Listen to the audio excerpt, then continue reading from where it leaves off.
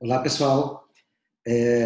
O escritório recebeu aqui um desafio que é o de refletir sobre a possibilidade do cometimento de abuso de poder econômico por aqueles que promovem mega aglomerações. Nós não estamos falando de aglomerações, de reuniões pequenas, com cautelas ambientais, mas se alguém, neste momento de pandemia, promove uma situação de grave risco social, reunindo pessoas em multidão e sem observância de cautelas de distanciamento, de uso de outras providências, né, de natureza sanitária, como, por exemplo, o uso de máscaras, o uso de álcool em gel, né, para tornar possível uma maior sanitização do espaço público, do espaço social, do espaço coletivo.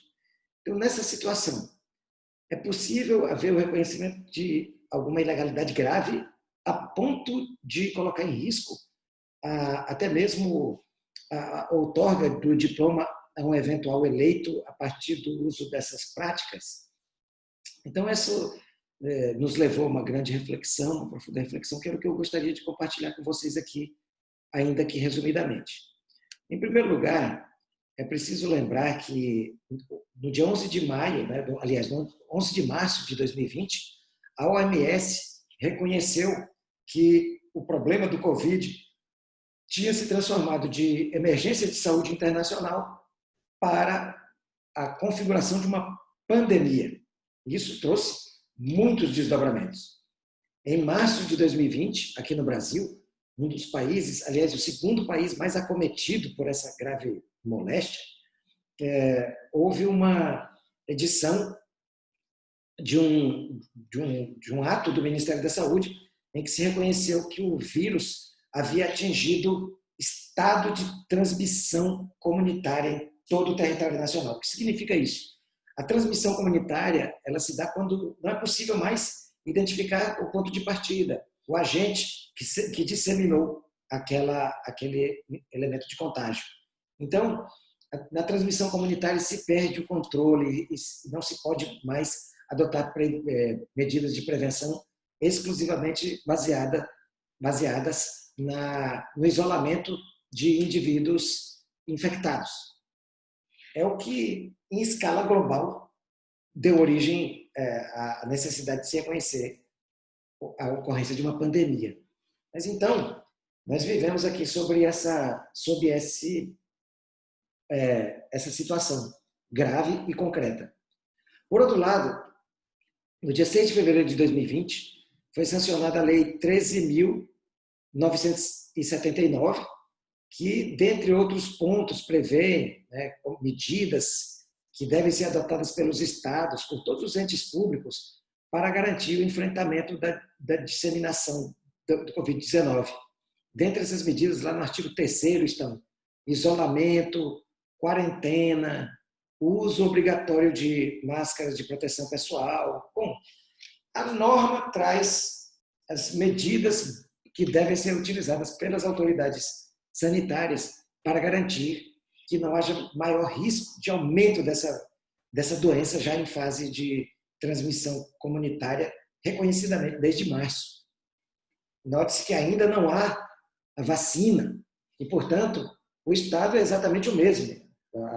Os riscos continuam absolutamente imensos e não houve, por isso mesmo, uma edição de nova lei dando tratamento mais ameno, mais tranquilo para essa hipótese. O artigo 268 do Código Penal, ele estabelece como crime infringir determinação do poder público destinada a impedir a introdução ou propagação de doença contagiosa e pune com detenção de 1 mês ou 1 ano e multa, sendo que a pena é aumentada de 1/3 se o agente é funcionário de saúde pública ou exerce profissão de médico, farmacêutico, dentista ou enfermeiro. No julgamento da ADI 6341, o Supremo Tribunal Federal decidiu que a União, os estados e os municípios têm competência concorrente no combate ao coronavírus.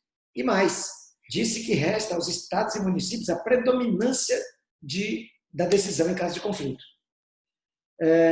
Por outro lado, também tivemos a emenda constitucional número 107. A emenda 107 partiu de um pressuposto, que inclusive é formalmente reconhecido ali na sua justificativa, que até o momento não se sabe ao certo nem o tempo necessário desse afastamento para minimamente controlar o pico de expansão do vírus, nem o prazo necessário para que se garanta a ampliação da capacidade de atendimento do sistema de saúde, ou mesmo a descoberta de um medicamento ou vacina que possa conter a doença. Então, houve o adiamento das eleições justamente por se reconhecer isso, a gravidade do risco de transmissão, a inexistência de uma vacina, a incapacidade do sistema de saúde de acolher e dar o devido tratamento para todos. Então, essas premissas que levaram à edição da Emenda Constitucional 107, elas continuam presentes e atuais. Acontece que o artigo 243 do Código Eleitoral, por outro lado, ele prevê a figura daquela chamada propaganda intolerável. Não será tolerada a propaganda, diz o artigo 243. No inciso 4º, ele fala de instigação à desobediência coletiva ou ao cumprimento da lei de ordem pública. E no inciso 8º, ele diz que prejudique a higiene e a estética urbana ou contravenha posturas municipais ou qualquer outra restrição de direito. Então, se você desobedece regras de higiene e se você, na propaganda, procura instigar desobediência ao cumprimento da lei de ordem pública, então, isso aí é o que se chama de propaganda intolerável. Então, não será tolerado esse tipo de propaganda. Isso é muito sério e eu quero que vocês retenham isso. Mas há um outro dispositivo a que eu quero fazer alusão. Ele é o artigo 222 do Código Eleitoral também, que fala que é anulável a eleição que for realizada através do emprego de processo de propaganda ou captação de sufrágio vedado por lei. Olha só, o artigo 222 é expresso ao afirmar que pode ser anulada a decisão em que foi empregado meio de propaganda ilegal, meio de propaganda vedado por lei. E nós já vimos aqui que os meios de propaganda que atentem contra a higiene e atentem contra o dever de cumprimento da lei, no geral, da matéria de ordem pública, ela será considerada propaganda ilegal, intolerável na dicção do artigo 243.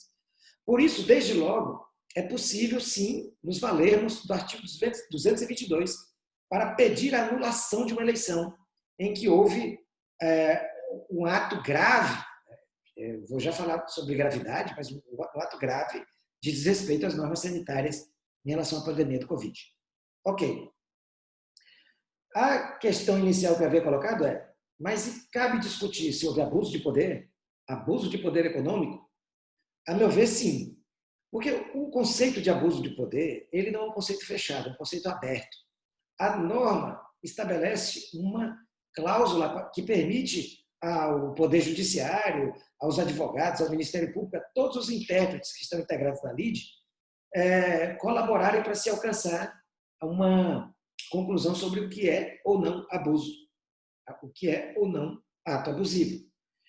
Então, como não há na lei uma lista fechada, um rol, números clausos, das hipóteses que podem caracterizar abuso de poder econômico. O que nós concluímos aqui no escritório é que, se nós estamos diante de uma situação em que se faz uso de recursos para ilegalmente promover a acumulação de pessoas, a aglomeração de pessoas, de maneira a atentar gravemente contra a saúde pública, então, eu entendo que está havendo um uso indevido de recursos de campanha, o que caracteriza, sim, o abuso de poder econômico. Agora, se isso estiver junto com uma situação em que os gastos foram elevados para esse fim, isso fica ainda mais caracterizado. Pode haver abuso de poder de autoridade? Também. Se a mesma autoridade pública que é responsável, caso um prefeito, ou até um secretário de saúde, ou qualquer um, que tenha algum mínimo de ligação com esse tema, promove essa aglomeração, ele está se abrindo mão indevidamente do dever que tem de velar pela saúde pública em favor do seu proveito político pessoal. Então, é possível haver abuso de poder político também. Então, é como se o que eu estou afirmando aqui, o viés econômico dado ao ato de aglomeração. Claro que nós não vamos falar, como eu já mencionei, não estou falando de qualquer reunião, eu não estou falando de qualquer, mesmo que não seja conveniente determinado tipo de reunião, mas desde que não haja realmente um risco maior, nós não estaríamos tratando disso.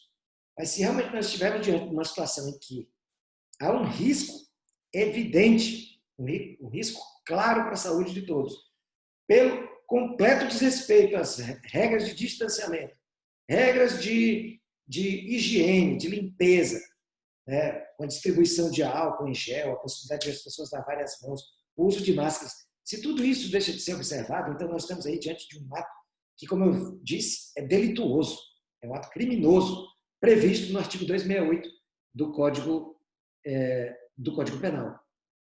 E o resto é desdobramento, por propaganda intolerável, pela anulabilidade prevista no artigo 222, eu entendo que tudo isso se soma para, sim, afirmar que é possível discutir do ponto de vista do abuso de poder a que alude o caput do artigo 22 da Lei de Inelegibilidades, essas condutas aí a que eu me referi.